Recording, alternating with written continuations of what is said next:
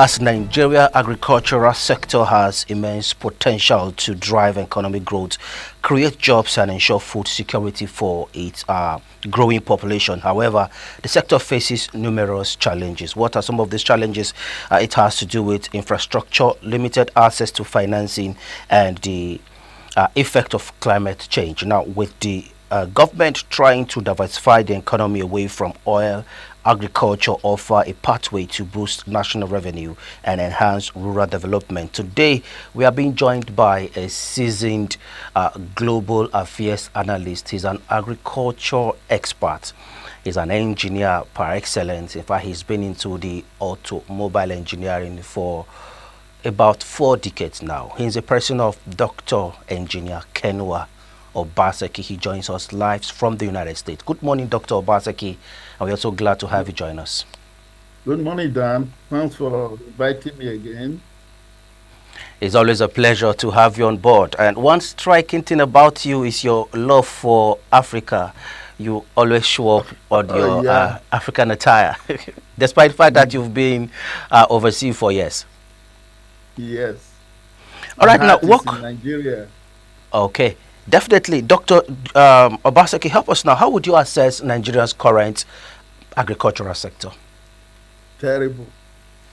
Terrible. I sent you a report by USDA. Nigeria being the worst country on earth. Hmm. That's not me. That's USDA, United States Department of Agriculture, World Economic Forum. They list Nigeria as the worst. The next worst to us is Kenya. Kenya is even better than us. Then it keeps coming down until you get to the US. United States, the Democratic Party just lost election, and the reason they lost is because of inflation. Uh, the cost has moved from the 6% to roughly 8 or 9%. Let me put that in a layman's term, meaning that for every $100 you make as your income, you only spend $6 for food. And when things got worse, you spending $9 for food, and people were mad, and then they threw the government away. But in Nigeria, before President Tinubu took over, Nigeria was the worst. 59 naira out of 100 naira you make, you spend 59 naira just for food. Huh. And then when Tinubu took over, we all witnessed what happened, meaning that it further went down, and who knows what it is now. It's almost uh, 70 to 80 naira per 100 naira. Huh. And that's terrible. It's not, it's unacceptable. I So, sent it to you. Did you receive it? I did. That was the Okay. analysis of 2002, Mm-hmm. 2022, if I got it correctly. I actually went through So it. But now, with this analysis, do you think people will still survive, or diversifying into agriculture should be the first bailout? that is the way to go. Suspend every other thing and concentrate on agriculture. This is not new. That was what Ogbemudia did. Well, you may not have been old enough at the time the Biafra overran Edo State, I mean Midwest, and then Ogbemudia came back.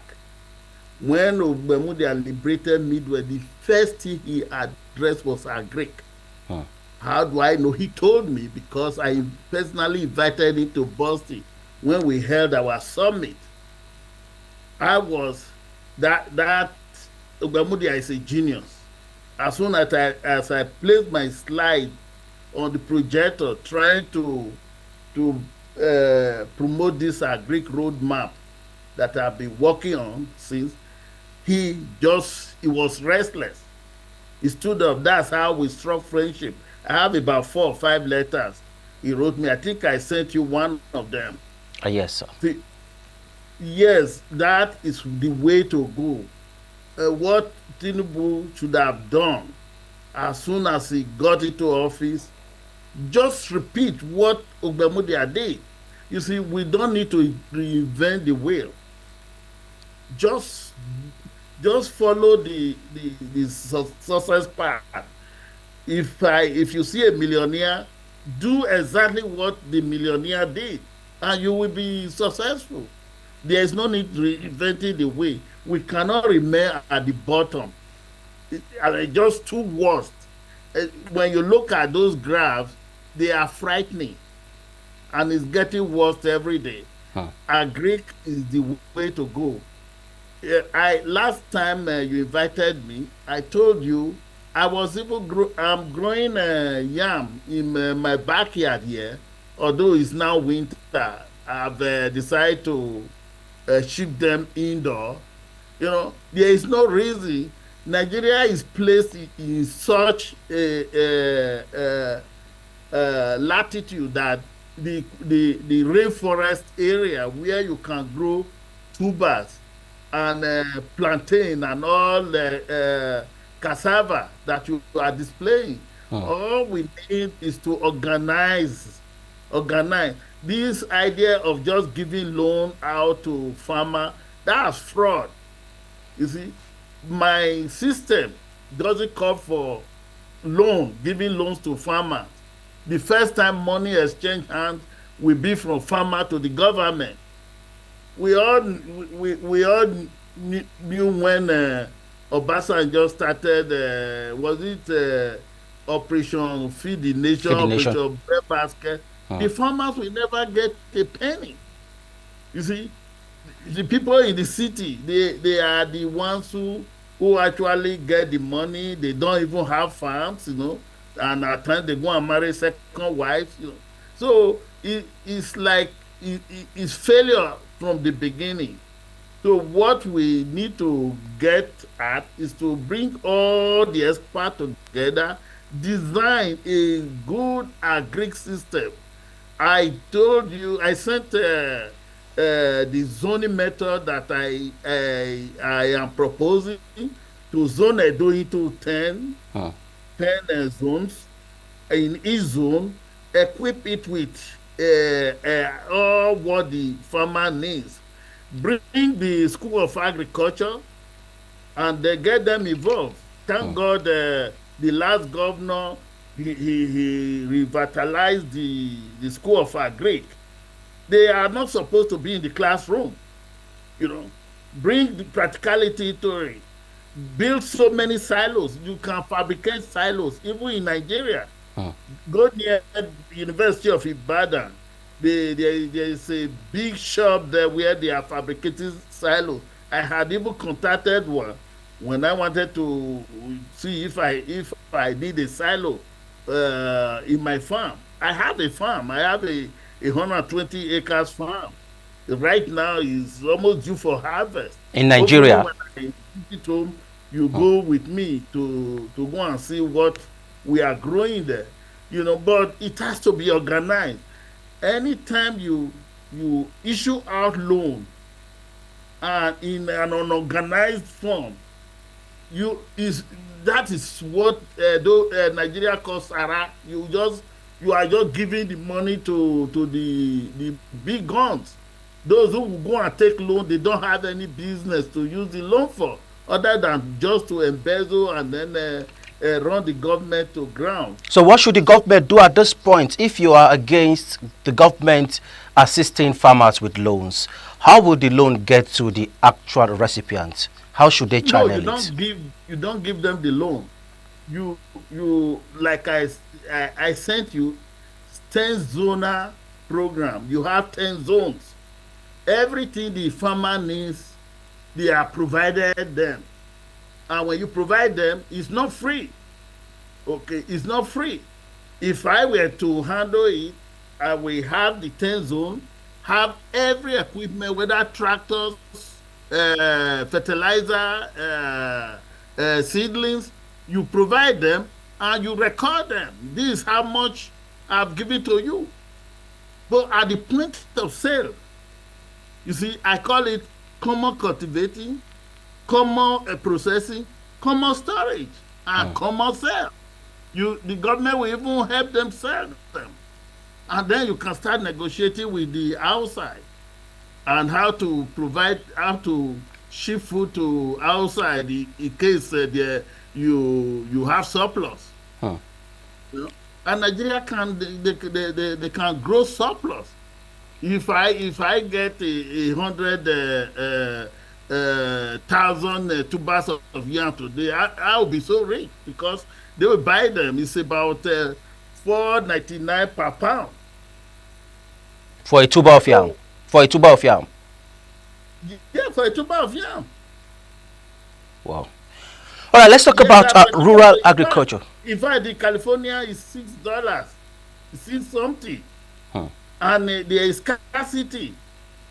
Then of recent, China is even selling our food. I don't know if you saw that video where a Chinese was selling by an pounded yam, you know. And then some Nigerian jokers, they went there, they thought it was funny. They were asking him, do you sell amala? Do you sell ewedu? They were all, and the guy was serious, but the guy wasn't laughing. He had customers to attend to. I will not be surprised in a few years' time, the guy expand his business and he franchises the sale of Nigerian food, you Hmm. know, and they are all going to Tanzania or all African countries, acquiring land to grow yam, to grow whatever they need, and then they to for their business. And yet we are unorganized. We are not organized. Look at the pictures you are showing now. Hmm. These women, they are trying their best. Somebody has to organize them. You Okay. see? And if you just throw money at them, the money will not even reach them. And Talking even if the about money reach them, don't know if they yes. are going to use the money. Okay, now talking about organization, Dr. Obasaki, how important is rural infrastructure development in boosting agricultural productivity? Yes, because the equipment, the infrastructure we have to provide for that particular zone. Say, for example, in Edo State, towards Iyekoriomo, you will expect them to grow plantain and all the other not really root crops because those are wet area. But towards Aganibodi and the rest, yes, you can you can gear that towards the growth of yam, and then you provide equipment to handle that particular produce, you know. And where you have grains, you have more silos. Where you have edible oil, you provide containers and processing. You see, take the processing away from the farmer, take the storage away from the farmer. That's where they incur loss. Hmm. So they can now grow more acres. Okay, let's go back to financing. You actually are hammered on the issue of loan and all that. What strategies Mm. can the government now use to ensure that finances get to the smallholder farmers, especially in the rural areas? You don't want to give them. You don't. I'm not talking of finance this time because it Hmm. doesn't work. Okay. You get the Department of Agriculture or the School of Agriculture, let them come up with this structure, the equipment, the seedlings, whatever they need. You know, you don't hand over money to anybody. So once you have those things there, they are all recorded. And if you purchase 50,000 tons of say fertilizer, so you have to account to the government where the 50,000 fertilizer went. because we are going to take those fertilizer, give them to the farmers, and the farmers are going to sign for them. You know, so it's not the issue of the government worker or whoever is in charge coming up with a story. Oh, I bought 100,000 tons of fertilizer and I gave them out. The people you gave them out, they have to sign. You know, that is accountability. Okay. So every penny is utilized. Even the government will be making money. But talking about the government making money, it seems the government is not even ready to really look into the issue of agriculture holistically. When the people protest, they give them rice. When they cry about hunger, they give them palliative, they give them rice. So the government always have what I see as a bailout strategy for them, where they always give out palliative. Can we get out of It's this level? humiliating. That is humiliating. Hmm. If you have seen where they are throwing rice and your fellow human being they are struggling for rice, that's an insult. That's an insult. It's a disgrace. You know, and again the people are not reacting. You see, my son told Chief Anthony Naoro of blessed memory, because he used to come visit me often, you know. And my son one day just told him that he was wasting his time. Nigeria is not ready, because I would tell my son that he is the Thomas Jefferson of Nigeria. Then the first time I said, Thomas Jefferson of Nigeria, what is Thomas Jefferson of Nigeria doing in America? I said, because he's running away from a dictator. The time he was running away from Abacha, when Sadi so many Abacha. people ran away from Abacha, you know. And to, frankly, these the people outside the country, they see Nigeria as a gold mine, but the leadership is not there. There is no structure. It's just the structure that is needed, you know. Now, talking about structure and leadership, what lessons can Nigeria learn from other countries that have successfully transformed their agricultural sector, especially the US and other countries? Well, that again, that's what I was trying to relay. You know, when I was doing my graduate program, I was opportune to go with some family friends here who have farms. They were giving money not to farm because they were producing surplus.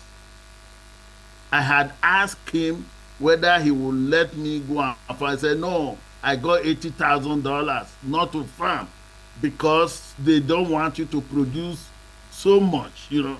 The government is involved. Everything is now structured.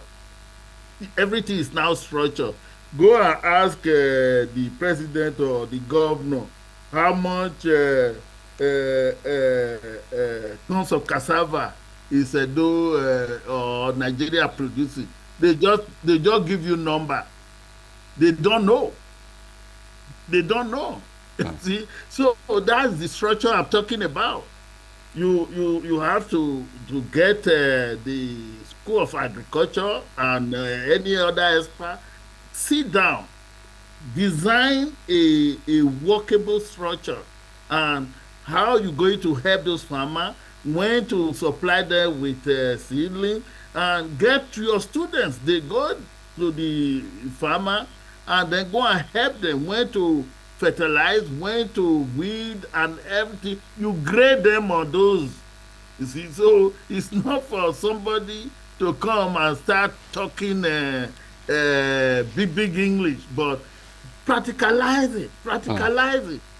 At the end of the day, save the nation from hunger. Now, in a bid to save the nation from hunger, Dr. Baseki, to an extent, people really want to go to farm. People really want to go back farming and produce enough food for themselves and, of course, for the nation at large. But one major striking problem is the issue of insecurity. herders farmers dispute and cattle rustling and all that. How can we come out of this? It's a big problem. Well, some time ago, even from here, because I'm from the Gele area, that's where they cried to me that there was security challenge, and I brought the 13 villages. If you start from Urwogogo, just after Kenwan Road, Mm. okay, when you're going towards Gele, there are 13 villages along that axis. According to my manager, he brought all of them together, and I asked Quadron Igile of blessed memory to go and teach them basic defense. You see, I call it Gele Neto. Then they went to Yekorion to some mail. I have some photos I sent to you. From Yekorion NATO, meaning an attack on one is an attack on all. If all the villages, if they join forces when they are attacking somebody in Egbeta, all the Ekpako, Ugoton, all the villages, they come to their help, and they see those terrorists. Let me call them terrorists. When they heard, there have been no problem with kidnapping or insecurity in the farm. That is, I believe, in the Esan land near Uromi, I heard some of them were also adopting the same method. The people must secure their villages, Mm. because once you render the villages, are you still there? We are with you 100%. We are with you. Okay. See, once you render the villages insecure, Mm. our women can no longer go to farm. The state will starve to death. All You right, must now, secure that. It's yes. very easy. But won't that lead Have to the Dr. villagers to Baseki? Hold defend on, their. Dr. Baseki, hold on. Won't that lead to self-defense and taking laws No, into no, their no. It's hands? basic Won't it lead to self-defense. taking laws No, into their hands? no, they are not taking the laws into their hands. They are just defending their territory. Yeah, is police going to come and fight the terrorists? You run to Benin City to go and bring police to come and arrest the terrorists when you don't know the terrorists is inside the jungle, and our women, they can't go to the farm. Hmm. You know. All right, let's quickly look at the issue of exporting our produce and allowing other neighboring countries bringing their own stuff to cushion the hunger in the land. To an extent, you can't go get foreign goods from neighboring countries. It has been prohibited to an extent. How can we do this cross-carpeting, allow neighboring nations bring in what they have and we to export what we have produced so that we can strike a balance? Is that very, very possible? E.g., what kind of nation are you talking of? Benin Republic We or have Benin Republic here, we have a semi border. We have borders with some countries around. if I may guess, those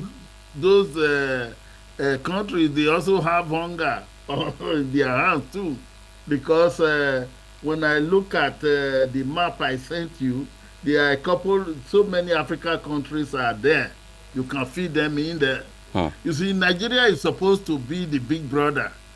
The big brother is begging the younger brother for food. Is that not a shame? Okay, When that's we a are question. growing You're up, asking we the go to question now. brothers' house to Hmm. go and eat. Eh? Okay. Well, you see it as a shame or just a way out? Because if you look at it during Goodluck Well, Jonathan's yeah, administration, yes. Go ahead. that is an admission of failure. That Benin Republic, Togo, they are. How much can they supply Nigeria? Nigeria is big. Nigeria is big. We are talking of 250 million, Mm. 220 million people, as opposed to Benin Republic, maybe about 9 million, 8 million. And they can't produce enough to feed us. We must get back to the basics. You see, I sent you some information. When during the pro-democracy movement, Chief Enaro had asked the very first Nigerian oil minister, Akobo of blessed memory, to come and see me in Detroit here. You saw the picture we took together. I saw you had other men in attendance. I presented to him why, yes, it's true, because Chief Enaro told me that he is the godfather of Ijaw nationalism. And I told him I want to meet him. I will bring him to Detroit. He came to Detroit, and the advice I gave him was, while you are pursuing oil and fighting Nigeria, we want our share, try and design a good agric structure that involves fishery and all other produce to rescue your people. And you can even, if properly developed, we can get more money from agric than oil. Do you know that? If properly developed. Yes. Because, okay, now let's look at the oil is a yo-yo. It's yo-yo. Tomorrow is $100 per barrel. The next day, there was a time it was like $20 or 20-something per barrel. So you can't rely on the oil. And moreover, they are about to phase oil out. Okay, let's look at the issue of a private sector investment before we start calling it a wrap. How can the private sector be encouraged in agricultural produce or agricultural sector at its way? Well, if you have those structures, the private sector is supposed to, you see, when we're talking about structure, having a structure to help the farmer, those farmers, they are not government workers. It's just they are all private. Though the private, those who have enough money to buy the equipment, they buy. But if they don't, no problem. They can still use the government equipment to produce plantain, banana, and all other stuff. Yeah, our people, I think they can do it. All they need is a structure and direction. Okay. And that's what's happening in the U.S. The Department of Agric, they go to the rural area to advise the farmers what to do. They make loan available. When I say make loan available, meaning like buying equipment, they don't hand over money to people.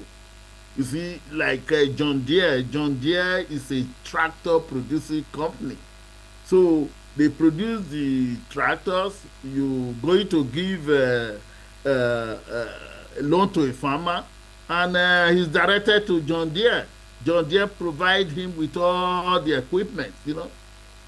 That's money doesn't change hands. But in Nigeria, the son of a goes to the bank to go and cash the check, and that's once he gets the check, that's it.